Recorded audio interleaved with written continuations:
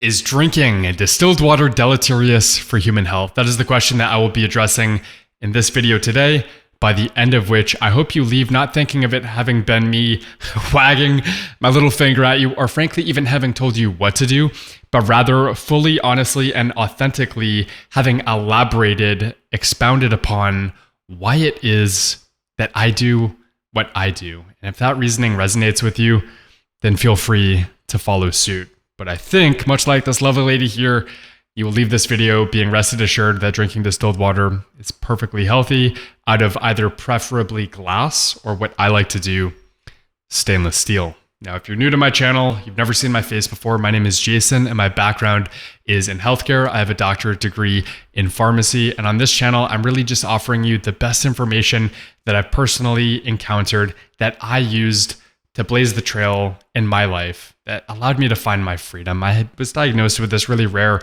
apparently incurable disease called eosinophilic esophagitis that was in 2009, and I was to be medicated for the rest of my life. And basically what I found was door number 3, and that's the same door that I would like to invite you through to explore the serenity on the other side of that. I'm really just here to share the best information with you so that you can have the best life possible and be comfortable in your own skin. So what I did was I formulated this prompt for ChatGPT, and I quote, "What are the 3 most robust lines of evidence / reasoning for why drinking distilled water is deleterious for human health?" And so the entirety of the remainder of this video is going to be me disseminating those 3 points of contention that it came back with their respective rebuttals.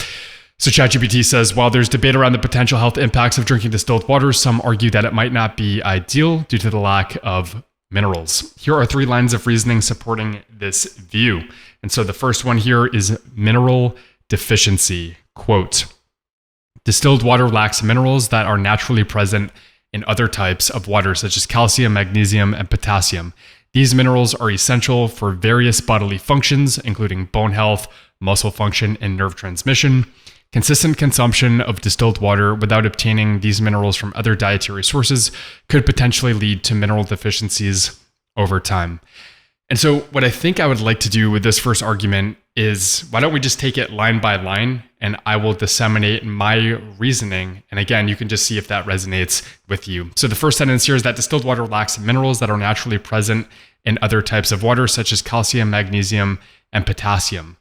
And while that's true, the problem is that the amount in other types of water, you name it, reverse osmosis, spring, or tap, is so negligible that the fact that distilled water doesn't have any is entirely a moot point. And this speaks to the difference between relative versus absolute differences, okay? The relative difference between distilled water and other types of water, granted, is infinite because you cannot divide by 0. It's undefined. There are no milligrams of calcium, magnesium, or potassium in distilled water.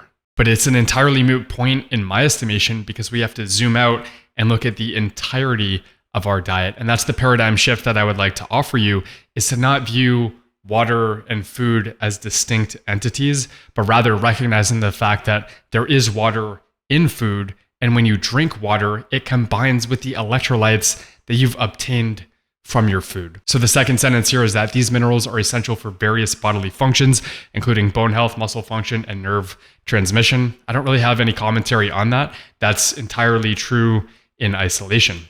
Sentence 3, consistent consumption of distilled water without obtaining these minerals from other dietary sources could potentially lead to mineral deficiencies over time. Look, I'm even going to double down on that sentence, and I'll even steelman it and say it will almost certainly lead to mineral deficiencies over time, but we're missing the forest for the trees here, because consistent consumption of any type of water without obtaining those minerals from other dietary sources, of course, that's going to lead to a mineral deficiency. But the reason that this is all that I consume, this is pure distilled water, I don't get cute, I don't add additional electrolytes, is because I'm getting such a preponderance of them from my diet. And that's not least evidenced by the table that I've included here, frankly, just outlining the number of milligrams of calcium, magnesium, potassium, and sodium, respectively, that on average every 24 hours I am ingesting. And what that amounts to is in excess of 1,300 250, 3,300, and 4,000 milligrams of the aforementioned respectively. And so what I did was I formulated another prompt in ChatGPT, and I quote, in 1 liter of spring water, how many milligrams of the following minerals are there expected to be? 1 sodium, 2 potassium, 3 magnesium, and 4 calcium. And it came back with 1 to 10 milligrams of sodium per liter. By the way, this is exactly 1 liter. Potassium, 1 to 2 milligrams per liter. Magnesium, 1 to 10, and calcium, 10 to 100 milligrams. And what we can appreciate is this is 1 to 2 orders of magnitude less than what a properly formulated diet would supply. And on top of this, for what it's worth, I supplement 400 milligrams of magnesium bisglycinate chelate, 200 milligrams with each meal per day, bringing my magnesium intake to 650 milligrams per day on average. So argument number 2 that ChatGPT came back with is in regards to an electrolyte imbalance, and I quote, electrolytes are minerals that carry an electric charge and play critical roles in maintaining fluid balance, muscle function, and nerve signaling. Drinking distilled water exclusively may disrupt the body's electrolyte balance as it does not contain electrolytes like sodium and chloride. Prolonged imbalance of electrolytes can have adverse effects on cardiovascular health, muscle function, and nerve conduction. So again, let's just take this line by line so that I can offer you the entirety of my understanding. And just looking at the first sentence here, I don't have anything to say in response because again, in isolation, that is a true sentence. Sentence number 2, drinking distilled water exclusively may disrupt the body's electrolyte balance as it does not contain electrolytes like sodium and potassium. And to that, I would say drinking any type of water exclusively, in other words, in the absence of food, is going to lead to an electrolyte imbalance. And the one caveat that I'll issue here, if you're somebody who is doing in excess of a 24-hour exclusive water fast, then I'm assuming you've already done the research to know that, yes, you absolutely need electrolytes in that context. But if you're eating at least once a day, then in my estimation, this point is entirely moot because, again, you're leaning on your nutrition to actually supply those electrolytes as opposed to the water. And the last sentence is absolutely true as well in isolation. And I have no response to that because I agree wholeheartedly. So what I did is I formulated this prompt for ChatGPT as well, which I said, please calculate the number of gallons of spring water I would need to consume as a 30-year-old male to satisfy the recommended daily intakes for calcium, magnesium, and potassium, respectively, relying 100% on said water. And so it came back and it offered, firstly, the actual amount in milligrams of these minerals, respectively, 1,400 and 3,400 milligrams for calcium, magnesium, and potassium. And then it further elaborated on this calculation. And it came back with the fact that I would need 200 gallons to get enough calcium and 400 gallons to get enough magnesium. And by the way, there's about 3.8 liters per gallon. So you can take those number of gallons and multiply by 3.8, about 4, to calculate the number of bottles of spring water that I would need to be consuming to actually satisfactorily address those particular needs. And this is in no way hyperbolic. These are accurate calculations, but hopefully this just communicates the frank absurdity of the notion that we can rely in any way, shape, or form on water to supply these electrolytes. And you can see here there's such a paucity of potassium that it was incalculable. There was no amount of spring water that I could consume per day to satisfactorily address that need. So argument number 3 has to do with acid-base balance. And I quote, the pH level of distilled water tends to be neutral, around 7.0. However, when consumed, it can temporarily lower the pH of the stomach, potentially affecting digestion. Some argue that regular consumption of distilled water could lead to chronic low-level acidosis, as the body may have to compensate for the lack of buffering minerals by leaching them from bones or other tissues, potentially impacting overall health. And so the first thing that I would like to draw your attention to is just a prompt that I came back with. And I asked ChatGPT, what is the pH of distilled, reverse osmosis, spring, and tap water respectively? Because if we're taking the position that distilled water at 7.0 is rendering these effects, then the question is, how much different are these other sources of water that actually do have electrolytes? And what you can see here is that reverse osmosis tends to have a neutral pH around 7, spring water a range between 6.5 and 8, and tap water again between 6.5 and 8. So going back to this assertion here that this is going to render some sort of low-level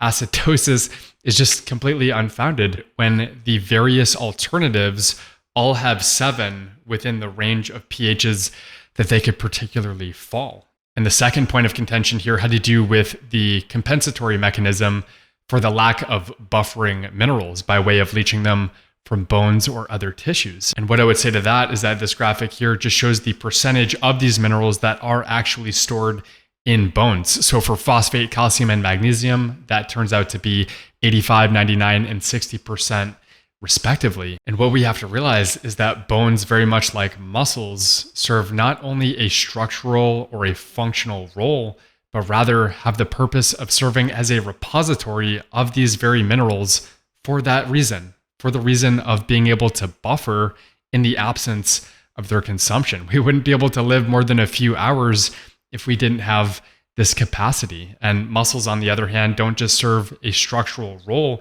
but they are able to liberate amino acids during muscle protein breakdown during times of need. So on the one hand, we have muscle protein synthesis, an anabolic process, and then we have muscle protein breakdown, a catabolic process. And again, we have to see these in the grander scheme of things and to realize that we're not going to be losing bone mass in the end as the net effect once you factor in your actual dietary intake. And so painting with broad strokes, that's the way that I try to view every situation. This is just part and parcel to my personal epistemology, is to see things not in isolation, but to see how that actually plays out in the grand scheme of things so that I can have a self-consistent understanding that not only appreciates the parts of a process, but also it in its entirety.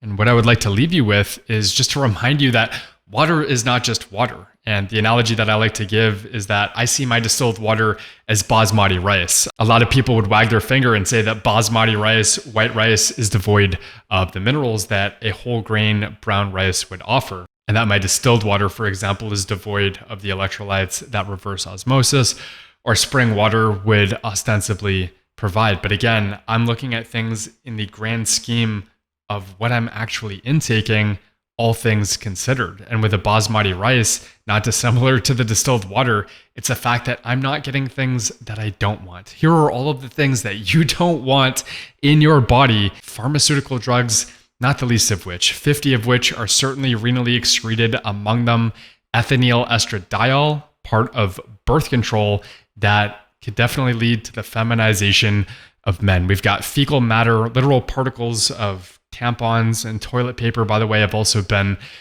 discovered in tap water. You've got toxic heavy metals, you've got volatile organic compounds here, pesticides, herbicides, parasites, microplastics, the not often talked about nanoplastics, which reverse osmosis membranes are going to have an impossible time of properly filtering, and they themselves are going to further introduce micro and nanoplastic particles. You've got fluoride and no neurotoxin. You've got arsenic, both of which have been shown to very poorly be properly reconciled by reverse osmosis. You can search my channel for a video titled "The Only Drinking Water That Is Not Toxic" if you are interested in delving down that rabbit hole. And lastly, what I would like to do is invite you to explore a website, Actualization.com. This is truly a gift from me to you. And what I would like to do right now is pull up on my web browser to acquaint you with the interface of this website. So after you type it into your web browser,